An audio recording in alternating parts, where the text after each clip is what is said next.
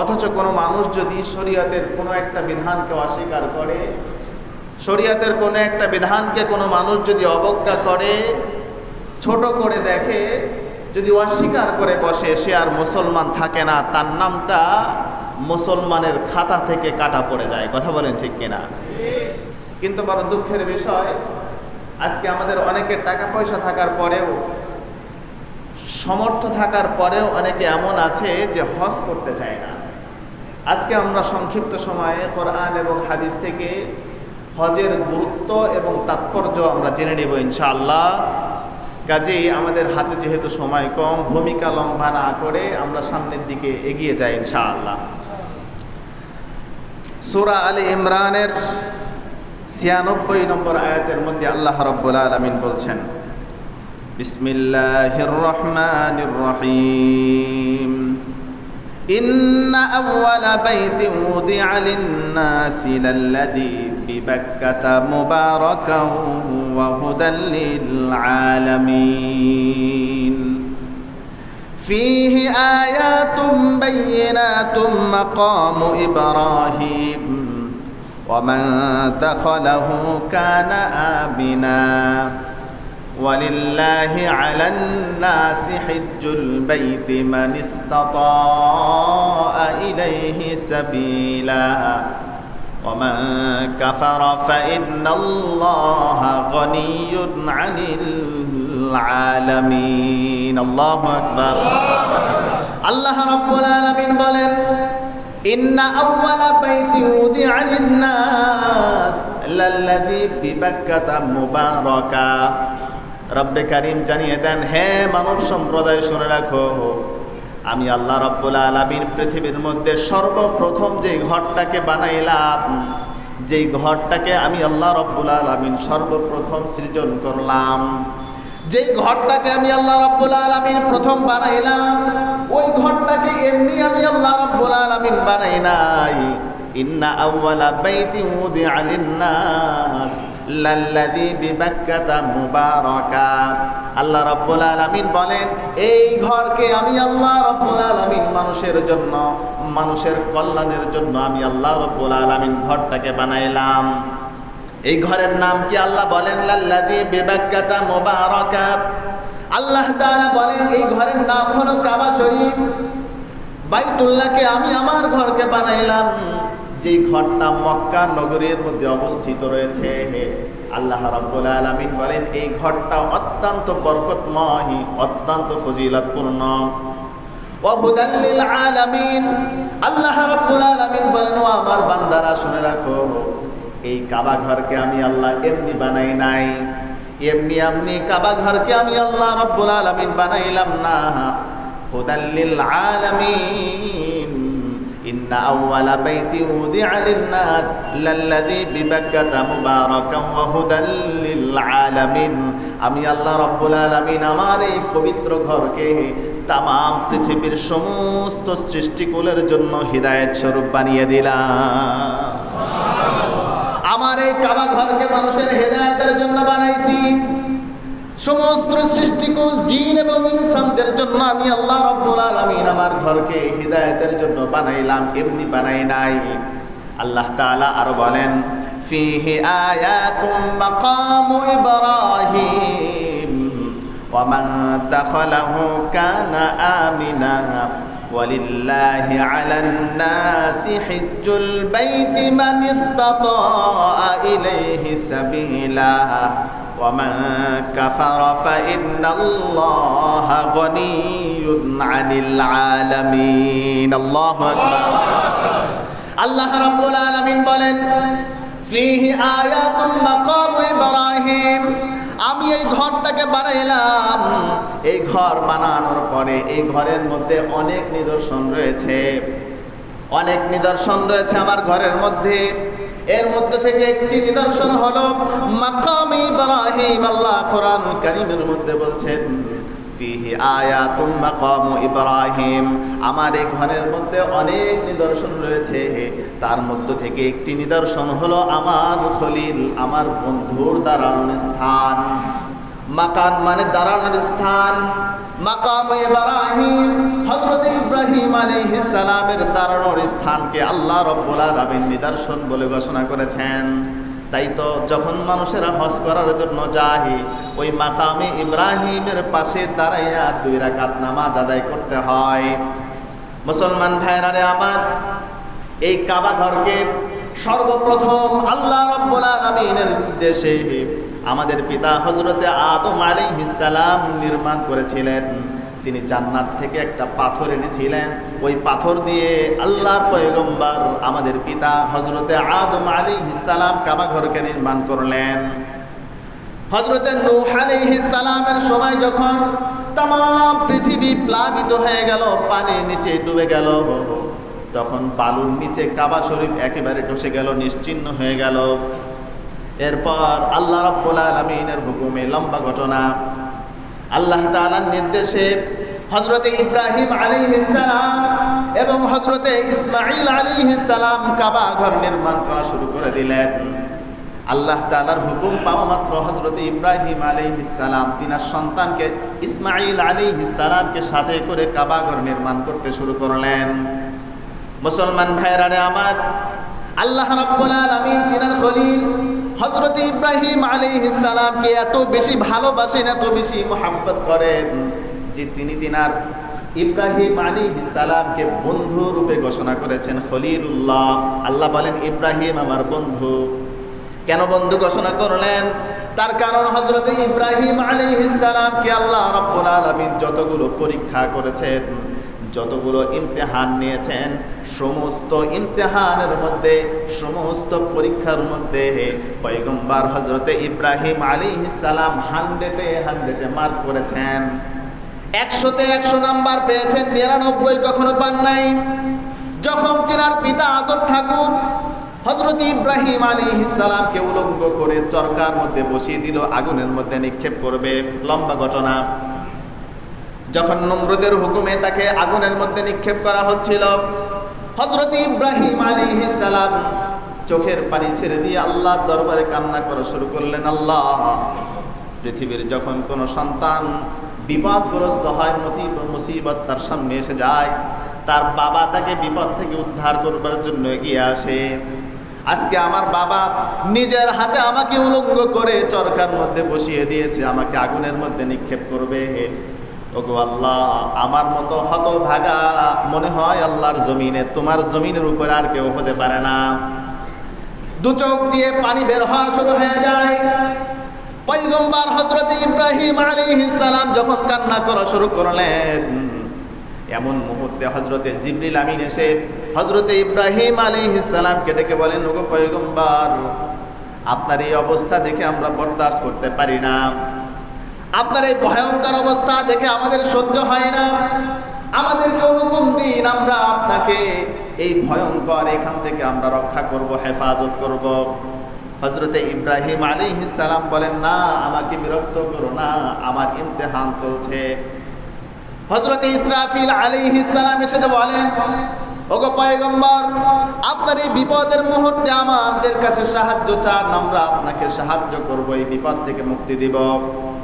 পয়গম্বর হযরতে ইব্রাহিম আলাইহিস সালাম বলেন, আমাকে বিরক্ত করো না, আমার ইমতিহান চলছে, তোমরা আমার থেকে সরে যাও। এভাবে হযরতে মিকাইল আলাইহিস সালাম, হযরতে আজরাইল আলাইহিস সালাম সহ বড় বড় ফেরেশতারা আল্লাহর পয়গম্বর হযরতে ইব্রাহিম আলাইহিস সালামের কাছে এসে বলে, ওগো আল্লাহর পয়গম্বর, আপনি আমাদেরকে অনুমতি দিন, আপনাকে আমরা এখান থেকে রক্ষা করব, হেফাজত করব। হযরতে ইব্রাহিম আলাইহিস সালাম বলেন, আমি যে এই অবস্থার মধ্যে আছি, আমার মালিক আমাকে দেখতেছেন কিনা? জিবরিল আমিন ডেকে বলেন, জি হ্যাঁ, ওগো আল্লাহর পয়গম্বর, আপনার প্রত্যেকটা মুহূর্ত আল্লাহ রাব্বুল আলামিন পর্যবেক্ষণ করছেন, আপনার সমস্ত অবস্থাগুলো আল্লাহ রাব্বুল আলামিন দেখতেছেন। হযরতে ইব্রাহিম আলাইহিস সালাম বলেন, আল্লাহ যেহেতু আমার সমস্ত অবস্থাগুলো দেখতেছেন, সুতরাং তোমাদের সাহায্য আমার কোনো প্রয়োজন নাই। এমন অবস্থায় থাকা যদি আমার মালিক আমার উপরে সন্তুষ্ট থাকে, আমি এটার উপরেই সন্তুষ্ট, তোমাদের সাহায্য আমাদের প্রয়োজন নেই। আল্লাহ।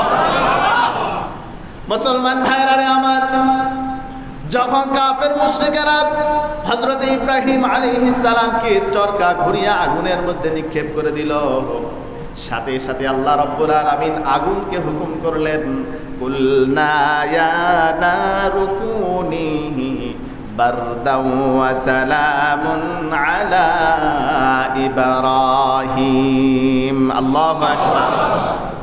আল্লাহ রাব্বুল আলামিন বলেন, আগুন সাবধান, আমার ইব্রাহিম আমার বন্ধুর শরীরের একটা লোম যেন না পড়ে। খবরদার খবরদার, তুমি আমার বন্ধুর জন্য শীতল হয়ে যাও, স্বাভাবিক হয়ে যাও। এমন গরম যেন হবে না যেন আমার বন্ধু কষ্ট পায়, এমন ঠান্ডাও হওয়া যাবে না যেন আমার বন্ধু কষ্ট না পায়। আল্লাহ রাব্বুল আলামিন হুকুম জারি করে দিলেন। কাজেই হযরতে ইব্রাহিম আলাইহিস সালামকে আল্লাহ রাব্বুল আলামিন যখনই পরীক্ষা করেছেন, হযরতে ইব্রাহিম আলাইহিস সালাম 100-এ 100 মার্ক করেছেন, 100-তে 100 মার্ক করেছেন। এজন্য আল্লাহ রাব্বুল আলামিন বন্ধু ঘোষণা করেছেন। হযরতে ইব্রাহিম আলাইহিস সালামকে আল্লাহ রাব্বুল আলামিন অনেক বেশি মহব্বত করতেন, ভালোবাসতেন। যাই হোক, হযরতে ইব্রাহিম আলাইহিস সালাম যখন কাবা শরীফ নির্মাণ করা শুরু করলেন, কিতাবের মধ্যে এসেছে হযরতে ইব্রাহিম আলাইহিস সালাম যখন মাথা বরাবর দেওয়াল নির্মাণ কাজ শেষ করলেন, এখন উপরের দিকে কিভাবে তিনি নির্মাণ কাজ করবেন টেনশনে পড়ে গেলেন।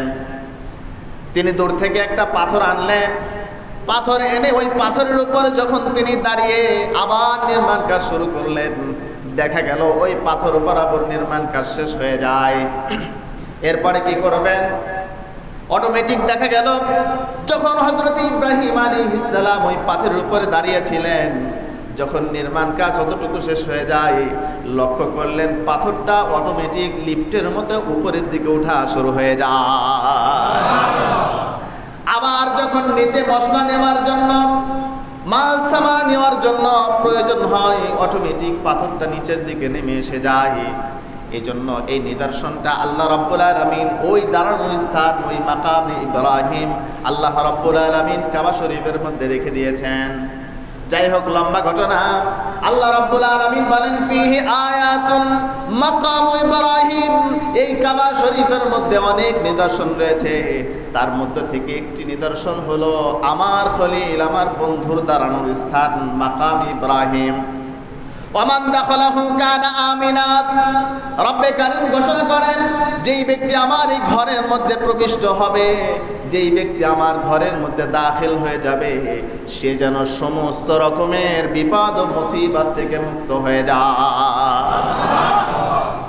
যেই ব্যক্তি কাবা শরীফের মধ্যে প্রবেশ করে, প্রবিষ্ট হয়ে যায়, সে যেন সমস্ত রকমের বিপদ ও মুসিবত থেকে মুক্ত হয়ে যায়, সে যেন পরিপূর্ণরূপে নিরাপদ হয়ে যায়, সে যেন নিরাপত্তা লাভ করে। ওমান দাখালাহু কানা আমিনা, আল্লাহ রাব্বুল আলামিনের পর বলছেন, ওয়ালিল্লাহি আলান নাসি হিজ্জুল বাইতি মান ইসতাতা ইলাইহি সাবিলা। আল্লাহু আকবার। আল্লাহ রাব্বুল আলামিন বলেন, ওয়ালিল্লাহি আলান নাস হিজ্জুল বাইতি মান ইসতাতা ইলাইহি সাবিলা। হ্যাঁ পৃথিবীর মানব সম্প্রদায়, শুনে রাখো, আমি আল্লাহ রাব্বুল আলামিন প্রত্যেক সমর্থবান মানুষদের জন্য আমার বাইতুল্লাহ জিয়ারত অর্থাৎ হজ পালন করাকে আমি আল্লাহ রাব্বুল আলামিন ফরজ করে দিলাম। বাইতুল্লাহ জিয়ারত করা তোমাদের জন্য ফরজ করে দিলাম। হজ বাইতুল্লাহ করা, হজ পালন করা আমি আল্লাহ রাব্বুল আলামিন তোমাদের জন্য ফরজ করে দিলাম, অত্যাবশ্যকীয় করে দিলাম। আল্লাহ বলেন, ওয়ামান কাফারা, যেই ব্যক্তি হজকে অস্বীকার করবে, যেই ব্যক্তি হজকে অস্বীকার করবে, ফাইন্নাল্লাহা গনিয়্যুন আনিল আলামিন, আল্লাহ বলেন তাদের জেনে রাখা উচিত আমি আল্লাহ রাব্বুল আলামিন গনি, আমি আল্লাহ রাব্বুল আলামিন পৃথিবীর কোন মাখলুকের ব্যক্তি মুখাপেক্ষী নই। ইন্নাল্লাহা গনিয়্যুন ওয়া আনতুমুল ফুকারা, আল্লাহ বলেন আমি গনি, আমি ধনী, তোমাদের প্রতি আমি মুখাপেক্ষী নই। তোমরা নামাজ পড়লেই কি না পড়লেই কি আমার কোনো আসে যায় না। যদি নামাজ না পড়ো, হজ না করো, তোমরা তোমাদের পায়ের মধ্যে কোঠার আঘাত করো। কথা বলেন ঠিক কিনা? যাই হোক, বলছিলাম হজ পালন করা অতীব জরুরি একটা ফরজ বিধান। হাদিস শরীফের মধ্যে এসেছে قال رسول الله صلى الله عليه وسلم بني الإسلام على 5 شهادة أن لا إله إلا الله وأن محمدا عبده ورسوله وإقام الصلاة وإيتاء الزكاة والحج وصوم رمضان আল্লাহর পয়গম্বর বলেন পৃথিবীর প্রত্যেকটা কাজের মধ্যে একটা ফাউন্ডেশন রয়েছে। আমরা যখন কোনো কাজ করি আমাদের প্রত্যেকটা কাজের মধ্যে একটা ভিত্তি রয়েছে। ইসলামেরও একটা ভিত্তি আছে। ইসলামের ভিত্তি হচ্ছে 5টি স্তম্ভের উপরে। যদি কোনো মানুষ এই 5টির মধ্য থেকে কোনো একটাকে অস্বীকার করে বসে, ইসলামের নীতি হলো ইসলামের কোনো একটা বিধানকে কেউ যদি অস্বীকার করে সে আর মুসলমান থাকে না, সাথে সাথে তার নামটা মুসলমানের খাতা থেকে কাটা পড়ে যায়। 1 নম্বর ইসলামের ভিত্তি লা ইলাহা ইল্লাল্লাহ, আল্লাহ রাব্বুল আলামিন ছাড়া আর কোনো মাবুদ নাই। এই আসমান জমিনকে একমাত্র আল্লাহ বানিয়েছেন। আল্লাহর হুকুম ছাড়া গাছের পাতা পর্যন্ত নড়তে পারে না। আল্লাহ রাব্বুল আলামিন আপনার আমার ভালো মন্দ সবকিছুই তিনি ঘটান, সবকিছুই তিনার থেকে সংগঠিত হয়। তিনার হুকুম ছাড়া পৃথিবীর কোনো কিছুই সংগঠিত হতে পারে না। ওয়া আন্না মুহাম্মাদান আবদুহু ওয়া রাসূলুহু, এবং মুহাম্মাদুর রাসূলুল্লাহ সাল্লাল্লাহু আলাইহি ওয়াসাল্লাম তিনার প্রেরিত বান্দা এবং রাসূল। যাই হোক, 4 নম্বর হজ্জে কাবা, অর্থাৎ কাবা শরীফের হজ করা, এটাও হচ্ছে ইসলামের একটা ভিত্তি। কোনো মানুষ যদি এটা অস্বীকার করে সে আর মুসলমান থাকতে পারে না। কিন্তু বড় দুঃখের বিষয়, আজকে আমাদের অনেকের টাকা পয়সা আছে, সামর্থ্য আছে, এরপরেও আমরা হজ করতে যাই না। এটা একটা দুঃখের বিষয়। শুধু নামাজ পড়বেন, রোজা রাখবেন, কিছু দান সদকা করবেন, আর ইসলামের অন্য অন্য বিধানকে আপনি অবজ্ঞা করবেন, মানবেন না, অস্বীকার করবেন, হেলামি করবেন, তা আপনি পরিপূর্ণ ঈমানদার হতে পারেন না। কথা বলেন ঠিক কিনা? মুসলমান ভাইরা রে আমার, আল্লাহ রাব্বুল আলামিন বলেন ওয়ালিল্লাহি আলান নাসি হিজ্জুল বাইতি মান ইসতাতা ইলাইহি সাবিলা ومن كفر فإن الله غني عن العالمين الله أكبر আল্লাহ রাব্বুল আলামিন বলেন আমি তাম পৃথিবীর সমর্থবান মানুষদের জন্য হজ পালন করাকে ফরজ করে দিলাম। কিন্তু মানুষেরা এই হজ পালন করাকে একটা অনর্থক বিষয় মনে করে। ওমান কাফারা, কিছু মানুষ আছে হজকে অস্বীকার করে। বাংলাদেশের মধ্যে কয়েক বছর আগে একজন মন্ত্রী ছিলেন, পাট মন্ত্রী। সে হজ করে এসে বাংলাদেশের মধ্যে এসে বলতেছে, কাবা শরীফের মধ্যে গিয়ে কিছু একটু দৌড়াদৌড়ি করলাম, আব্দুল্লাহর বেটা মোহাম্মদ সেখানে কিছু ব্যবসা প্রতিষ্ঠান খুলে আসছে। নাউজুবিল্লাহ বলবেন না? কাবা শরীফের হজ করাকে তিনি ব্যবসা প্রতিষ্ঠানের সাথে তুলনা করেছেন। ওই বিয়াদবের নাম নিশানা পর্যন্ত আজকে বাংলাদেশে নাই। কথা বলেন ঠিক কিনা? এমন বিয়াদবের অভাব নাই যারা কাবাকে নিয়ে কটূক্তি করতে তারা দ্বিধাবোধ করে না। কথা বলেন ঠিক কিনা? মুহাম্মদ সাল্লাল্লাহু আলাইহি ওয়াসাল্লামের শানে বিয়াদবি করতে তাদের বুকটা একটু কাঁপে না? তোমরা জানো না আমার নবীকে আমরা কত বেশি ভালোবাসি। আমার নবীর ইজ্জত রক্ষা করবার জন্য আমরা জীবন পর্যন্ত দিতে পারি, পরিবার ত্যাগ করতে পারি। সমাজের মধ্যে যাই হোক না কেন নবীর উপর আঘাত আসবে এটা কখনো কোনো মুমিন বরদাস্ত করতে পারে না। কথা বলেন ঠিক? মুহতারাম হাজিরিন, ওই পাট মন্ত্রী কয়েক বছর আগে সে বলছিল মুহাম্মদ কাবা শরীফের মধ্যে, মক্কার মধ্যে কিছু ব্যবসা খুলে আসছে। ওই বিয়াদবের নাম নিশানা পর্যন্ত আজকে বিলীন হয়ে গিয়েছে।